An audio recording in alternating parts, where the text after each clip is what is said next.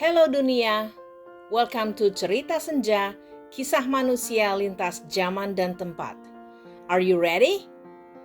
If so, just sit, relax, and enjoy. Sandy Birdfield atau panggilan nama Sandy, seorang waiter yang sangat ramah bekerja di Family Restaurant Bickford's di kota Medford, Massachusetts.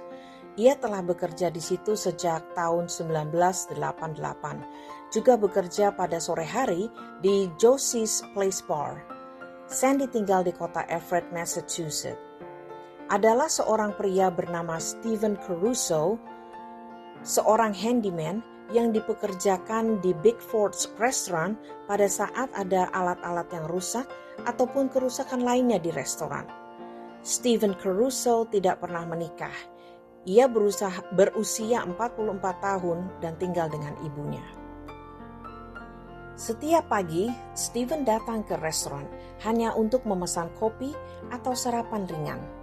Dan dia tahu persis lokasi area Sandy bekerja. Lama-lama, Sandy merasa risih dengan tatapan Stephen setiap hari. Dia kadang dengan sengaja menghindar. Satu hari, Stephen tinggal cukup lama di restoran. Dan waktu kerja Sandy pun habis, maka Sandy bergegas meninggalkan restoran dan siap menuju Josie's Place Bar, tempat kedua ia bekerja setiap harinya. Karena Stephen menatapi Sandy yang bergegas keluar, Sandy pun berbasa-basi mengajak Stephen jika ia mau datang ke tempat kerjanya di Josie's Place. Stephen salah menanggapi keramahan undangan Sandy. Stephen pikir Sandy mengajaknya untuk berkencan. Maka datanglah ia ke Josie's Place dengan menggunakan jas formal. Dan hal itu menarik perhatian pengunjung bar yang lain. Stephen pun merasa tidak enak karena orang-orang memperhatikannya. Tidak lama ia meninggalkan tempat tersebut. Beberapa hari kemudian, Stephen mengajak Sandy untuk pergi keluar berkencan dan Sandy menolak ajakannya dengan halus. Namun penolakan Sandy tidak membuat Stephen putus asa. Ia menanyakan berkali-kali hingga membuat Sandy benar-benar salah tingkah dan jadi tidak enak. Sandy meminta temannya seorang polisi untuk berbicara pada Stephen agar berhenti menatap dan berbicara dengan Sandy. Hal inilah yang membuat Stephen sakit hati. Dan dia pun semakin melakukan harassment terhadap Sandy. Satu hari, Stephen menuang antifreeze ke dalam tempat bensin mobilnya Sandy dan menguntit Sandy ke tempat tinggal dan ke tempat kerjanya. Ia berdiri berjam-jam di seberang restoran. Bulan Oktober 1998, Sandy melapor ke polisi untuk melakukan restraining order atas Stephen, yaitu tindakan hukum untuk menjauhkan secara fisik, tapi hal ini tidak bisa dilakukan oleh polisi karena tidak ada hubungan apa-apa di antara mereka.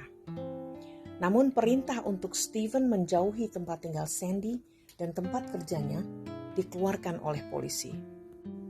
Sandy kemudian memasang kamera dari tempat tinggalnya di lantai 2, mengarah kepada mobilnya yang parkir di bawah. Dan pada akhirnya, Stephen tertangkap basah.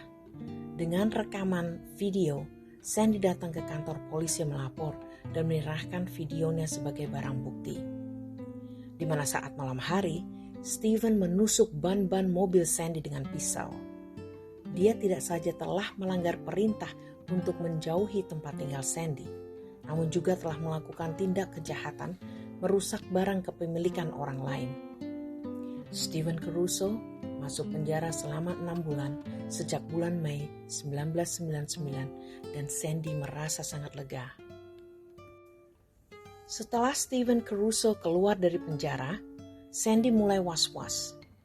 General Manager Bickford's Restaurant di Medford, Daniel Menendez, mengatakan Sandy selalu mengintip jendela kalau Stephen ada di seberang jalan, atau selalu melihat ke belakang saat ia pergi keluar. Dia sangat ketakutan. Tony Merchant, pacar Sandy, kadang menemaninya di tempat tinggal Sandy. Dan beberapa kali ia mengangkat telepon saat berdering. Namun ketika Tony mengatakan hello, telepon segera putus. Stephen tidak terlihat sejak keluar dari penjara. Namun hal ini membuat Sandy semakin cemas. Tanggal 20 Januari tahun 2000, Sandy melihat ada paket dengan namanya dari kakak perempuannya. Ia pun segera membawanya ke atas, menutup pintu, kemudian terdengar ledakan menggoncang gedung tempat tinggalnya.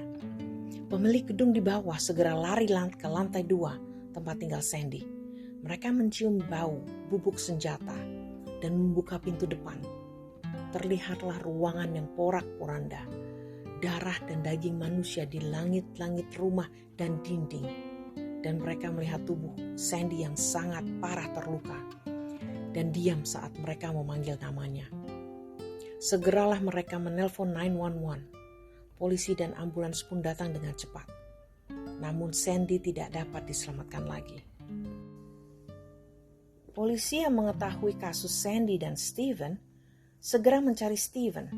Selagi mereka mengurus surat warrant untuk mengecek dalam ruangan tinggal Steven di rumah ibunya, mereka menginterview Steven. Steven mengatakan bahwa ia tidak lagi tertarik Sandy sejak keluar dari penjara. Dia tidak lagi memikirkan Sandy. Dan pagi itu, ia ke perpustakaan kemudian ke restoran. Namun beberapa kali ia merubah ceritanya. Dan saat warrant keluar, polisi melakukan pengecekan di dalam kamarnya. Mereka melihat buku tentang pipe bomb, cara merakit, semua data keluarga Sandy dan alamat-alamat mereka, dan apa yang ada dalam kamarnya ditemukan bukti-bukti. Kabel yang sama dengan pipe bomb yang meledak dan membunuh Sandy. Steven Caruso menguntit dan mengganggu kehidupan Sandy selama 2 tahun. Pada akhirnya ia membunuh Sandy. Kini ia berada di belakang jeruji penjara seumur hidup.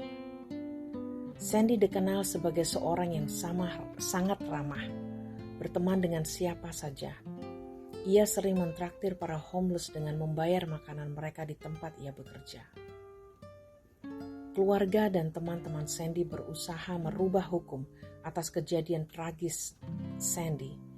Dan pada tahun 2010, hukum pada akhirnya berubah, yaitu proteksi kriminal atas korban dari penguntit dan pelecehan seksual yang tidak ada hubungan atau kencan dengan si pelaku.